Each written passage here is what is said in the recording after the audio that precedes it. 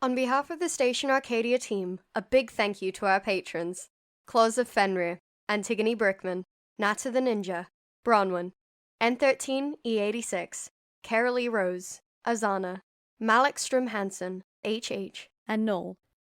Hey, Bronwyn here, the voice of Alice Harlow. We have just released a new limited run of Vote Axel Moore Station Arcadia merchandise. You can now show off your support for the Gannon Islands mayoral candidate with buttons, stickers, and more. So head on over to stationarcadia.com/merchandise and grab yours now. Thanks and enjoy episode 23, The Cans and Cans of Fish. Welcome, anyone. Thank you for tuning in today. You're listening to Station Arcadia.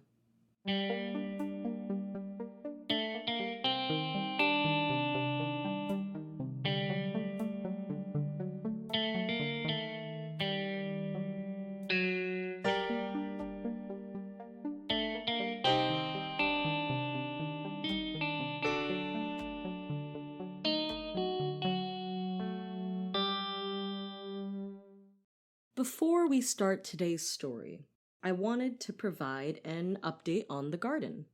As you may remember, I mentioned a while ago that Lysol had found some mysterious seeds in the storeroom, and we decided to plant them and see what happens. I also said I would provide any further updates, so I am pleased to announce that the mystery seeds have sprouted.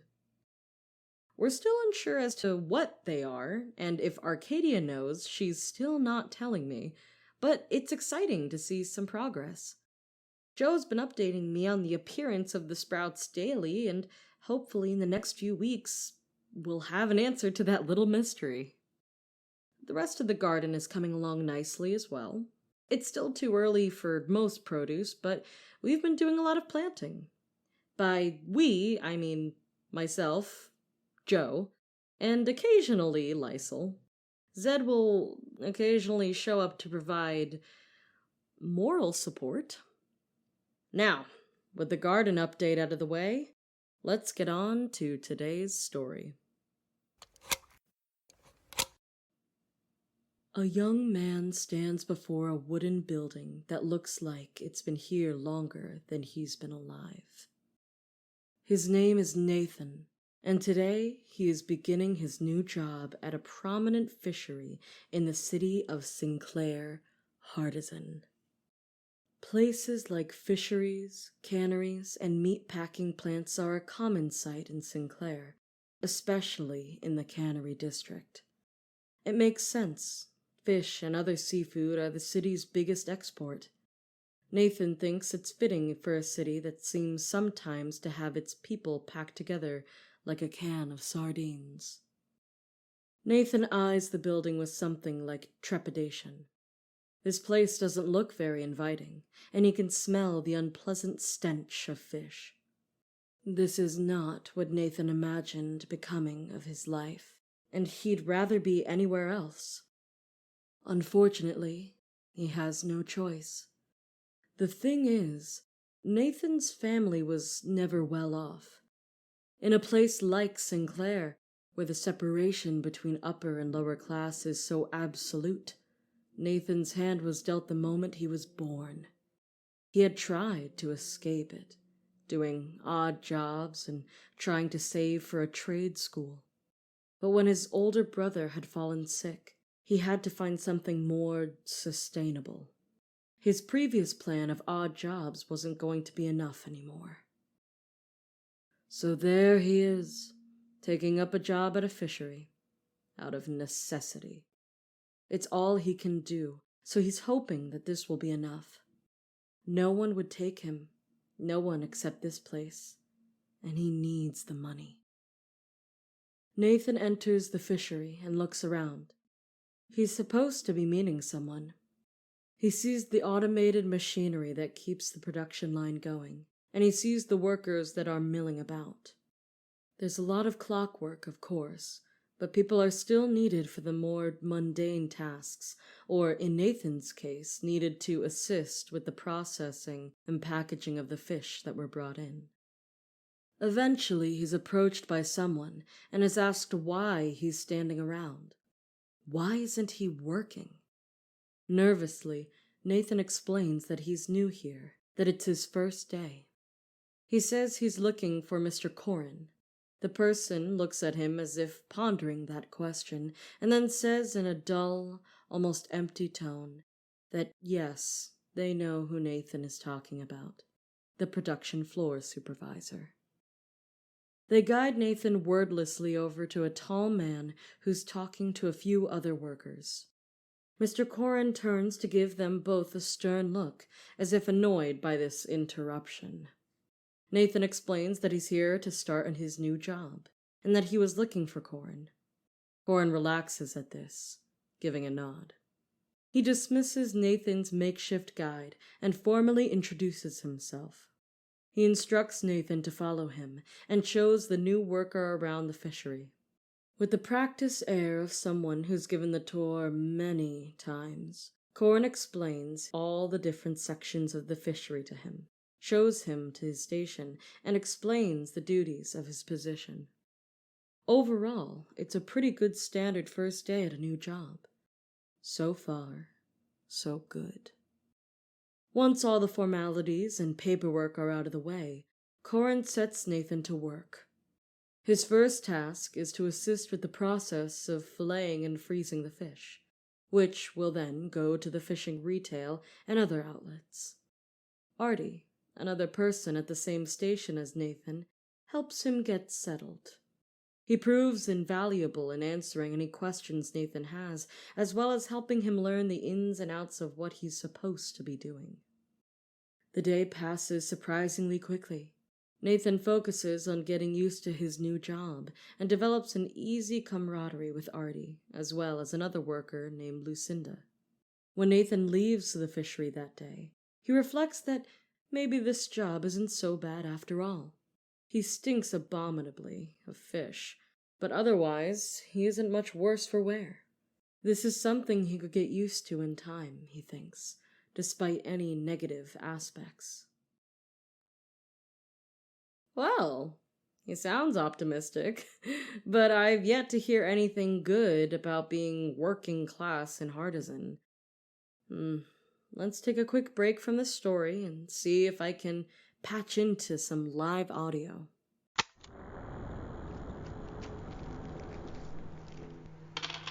Peach? What's this? I have absolutely no idea, but you're going to help me fix it. You've got screwdrivers in your desk, right? Yes? Amazing. You can start putting this stuff together, and I'll start sorting this stuff into little piles for later. Peach, it's not that I don't appreciate the bonding time, but can this wait a little while? No, look, Eshe found this stuff in some abandoned shack on the beach. No one's been there for years, but Eshe thinks this is some kind of communication device. But I've never seen anything like it. Exactly. Because if we haven't seen anything like it, that probably means the government hasn't either. So... No intercepted communications! right on the money. Now, do you want to help me fix this thing? Well, if it's all that, it'd be stupid for me to say no. If this works, it'll be much easier to get people their sick days without risk of getting them fired. Or getting news across town for upcoming layoffs. I won't have to get into another bike accident. That would be very nice. Can't have my significant other breaking their neck now, can I? You know we can't do this forever, right? Do what exactly? Handing out pocket change to people when they get fired, scrounging up information in the hopes that we'll be able to stop someone's boss before they try to pull something shady. Eventually we'll run out of steam. There isn't anything else we can do, though. Unless you think you could afford to fund a campaign for office. That'll be the day. My dads would lose their mind with worry about the debt I'd go into. Ma would just say no, outright. That's what I thought. We're always trying to do the best that we can. No one could really ask any more of us. I have no idea how you can deal with the responsibility of managing this kind of movement. If I was in your shoes, I would have flown off the handle a long time ago. I'm not really all that.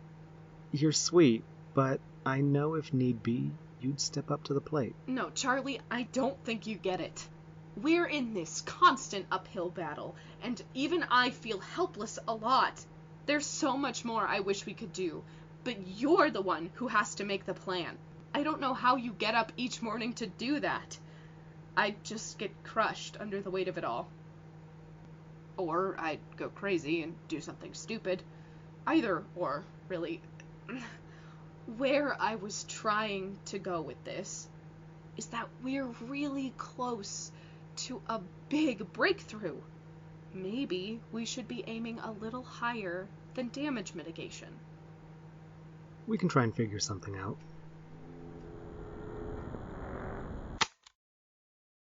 Over the next few days, Nathan settles into a routine. The early mornings start to wear on him a bit, but he gets to complain about it with Artie and Lucinda, and that softens the blow. He starts to learn where everything is located and becomes more confident with his work.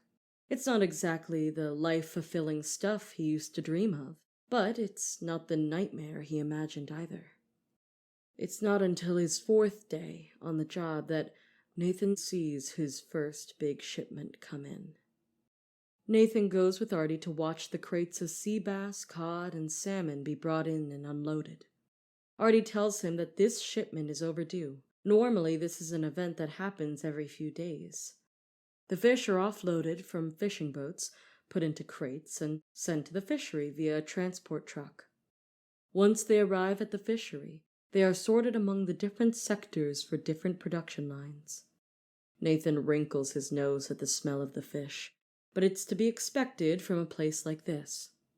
He's gone home with his hands smelling of fish 3 times already, and he's sure today won't be any different. Artie points out that, with the fresh shipment, today might get a bit hectic. Well, that's not necessarily a bad thing. It will keep them busy. But once it gets sorted, and Nathan catches sight of the crates assigned to their section, he sees that there are some fish that are visibly rotting. Nathan frowns at the sight, not entirely sure what to do about it. He looks for his friends, but doesn't see them around. They must have gone back to their stations. He does, however, see Corin nearby, and decides to consult him instead. Nathan asks what they're supposed to do with the rotting fish. Corin gives him a look that screams, "Why are you wasting my time with this?" "Just throw it in with the rest," he answers casually. Nathan blinks owlishly at him, not expecting that answer. He opens his mouth to protest, but Corin dismisses him and sends him back to his station. He finds Artie already at work, carrying on as if nothing is wrong. Between Corin's answer and how normal things seem to be proceeding, Nathan doesn't know what to do. Eventually, Artie coaxes him to get back to packing fish, and Nathan numbly follows along. But that doesn't stop him from asking, Are we really supposed to be packing this? It doesn't look right." Artie just sighs, replying, "That's how it goes." Lucinda adds, "It mixes in fine with the good stuff. Leave it be, or are you just asking to get fired?" The incident sticks with Nathan, and as time goes on, the longer he works at this fishery, the more he starts to see beyond the initial facade. Shipments of seafood come in every few days, often with a significant percentage of rotting fish, and no one seems to care. It just gets thrown in with everything else. Nathan knows that it isn't safe. All the fish they pack get put in produce that goes to stores to be consumed by the general public. Nothing about the situation sits right with him, and no one is doing anything about it. That's not the end of it either. A lot of the automated machinery around the fishery is old and rusted, like it hadn't seen proper maintenance for a while. Sometimes things break down, and when he sees Artie almost lose a hand to one of the processing machines when a bolt comes loose, No one but Nathan asks if he's okay. They're both told to get back to work. That is when Nathan fully realizes this place, this company, it doesn't care about what's going into the products, and it doesn't care about its workers. It just gets worse from there. Lucinda gets sick one day. Food poisoning, he heard from Artie. She dies later in the week. No one is hired to replace her, and his and Artie's days get busier. A few days later, there's an accident in another sector. He doesn't know the full details, but he knows it was bad. Nathan takes up drinking after he gets off work, just to forget about the day. He still hasn't gotten used to the smell of fish, and it pervades every article of clothing he owns. He knows that everything at the fishery is wrong, from the fish to the machinery to the management.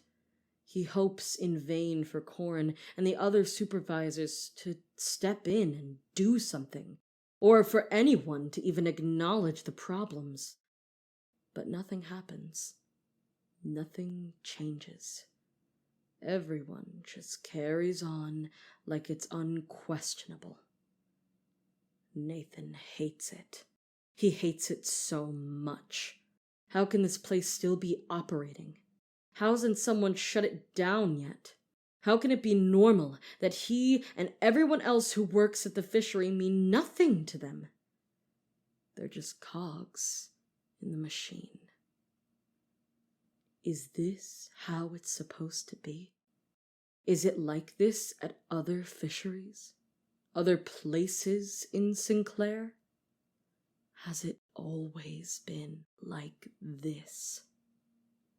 Maybe it has, and it's only now he sees the truth. And what can Nathan do? He took this job to support himself and his family. He's sure that's true for most of the others there. He can be angry all he wants, but who would believe someone like him, a lowly fish worker in the lower working class, if he even dared to speak up? Or would they find some way to shut him up? He's stuck here. He's trapped. One night, when he's halfway through his second bottle, Artie shows up on his doorstep. He's confused about why his friend is there, but he's too drunk and tired to care. He lets Artie in without a word. Artie says he wanted to stop by because he was worried about Nathan. They've already lost Lucinda, but also because he has something he wants to tell him. Artie, who took the same job under the same circumstances as Nathan, has known about what's been going on at the fishery for a long time, and has been slowly and secretly gathering information about it all. He tells Nathan he's planning to expose the fishery, and soon. Artie's been playing along all this time, and Nathan feels like his prayers have been answered. Nathan asks why Artie has chosen to share this information with him. "Because I trust you," he says. "You've seen it too, and I know you care, because I want someone else to know in case something happens to me."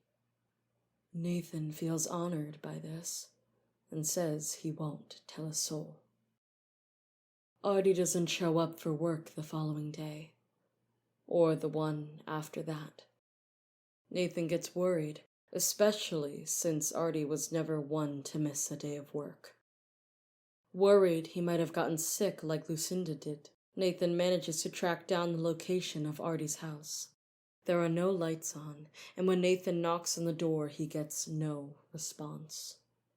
He tries again the next day, but there's nothing.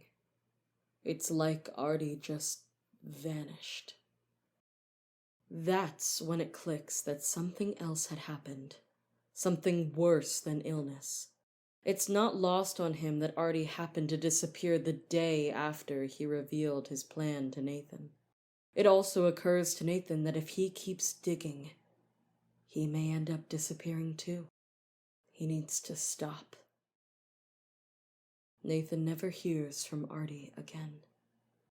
Nothing happens with the fishery. Nothing changes.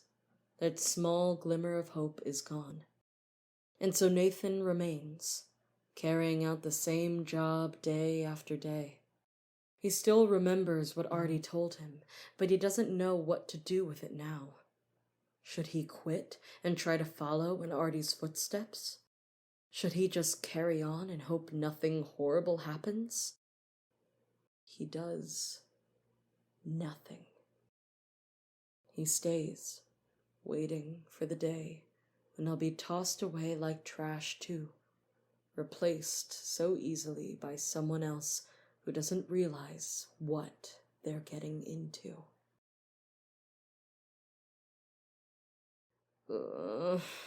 That was something. I wish it still surprised me that some people couldn't care less about the lives of the people they're responsible for. No, they just get to sit happily on their piles of money while their employees suffer.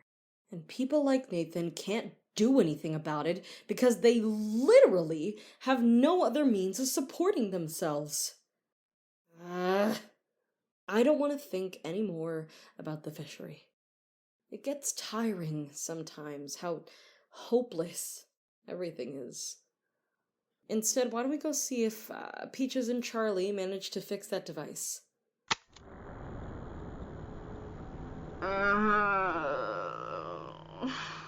Come on.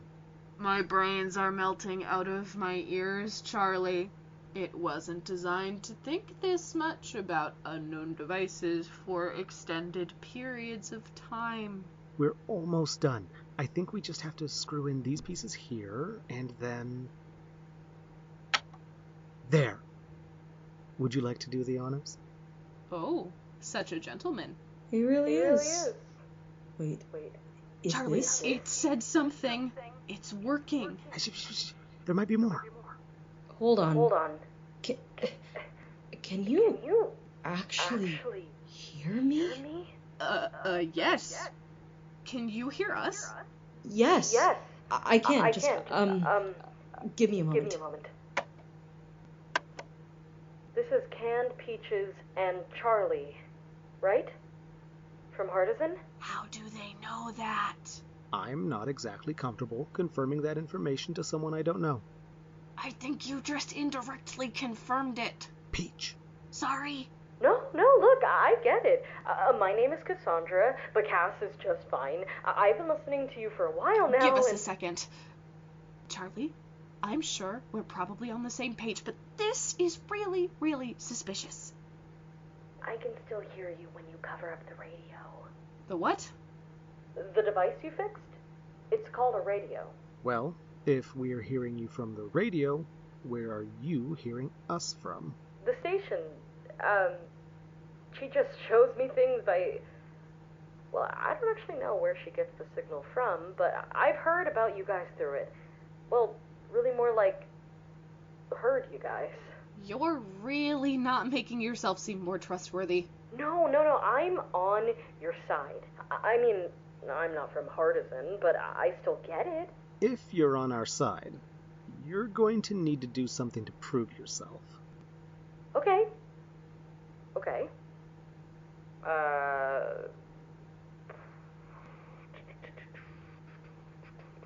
Okay, this is harder than I thought. Okay, so there's someone in the Gannon Islands, Axel Moore. She's going to be premiere soon, so she's got access to things that can probably help you. If you can get in contact with her, I'm sure she'd be happy to help. Does she have a radio too? Not exactly. Then what are we supposed to do? There isn't exactly a telegraph line running across the Nagabis Ocean. I can figure something out. For now, you need to focus on upgrading your radio to include a microphone. I'm only getting your audio from Arcadia's signal. I can get Lysol on in a bit to help you if you want. Lysol? Someone else at the station. I think we can figure it out. Okay, you already know our frequency, so Once you have that done, you can just call back anytime you want. We might not answer because there isn't always someone at the booth, but there's a pretty solid chance. But just try and find a way to contact Axel as fast as you can.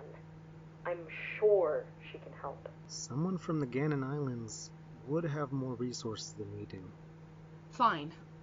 We'll try. But you're not off the hook unless this works out. I won't let you down.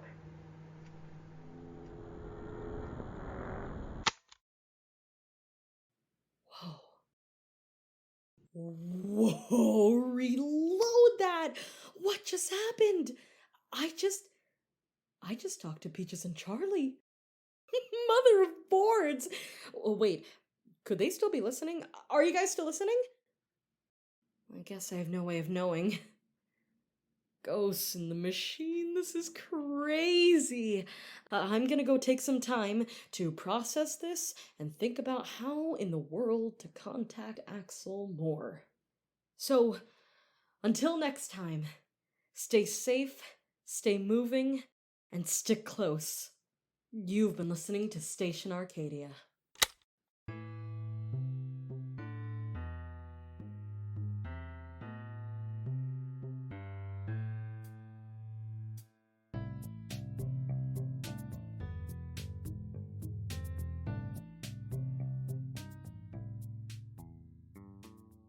Station Arcadia is a podcast by Metal Steve Productions and licensed under a Creative Commons Attribution Non-Commercial Share-alike 4.0 International License. It is produced by Eli SD and CVVM and directed by Tova Brantner. Today's episode contained take selection by Eli SD, soundscaping by J.R. Steele, and music by Theo Goodwin. It was written by Shay Topaz with scenes by Tova Brantner and J.R. Steele. It featured Jade Virginia as Cass, Cara Lee Rose Howe as Peaches, and Courier Peaches as Charlie. Join us on Twitter and Tumblr at Station Arcadia for more content. Join us on Discord to chat with other fans using the link in the description. Check out our website, stationarcadia.com, for a transcript of this episode, as well as information on the cast and crew. And finally, don't forget to subscribe to our Patreon. Today's day of the week is tomorrow.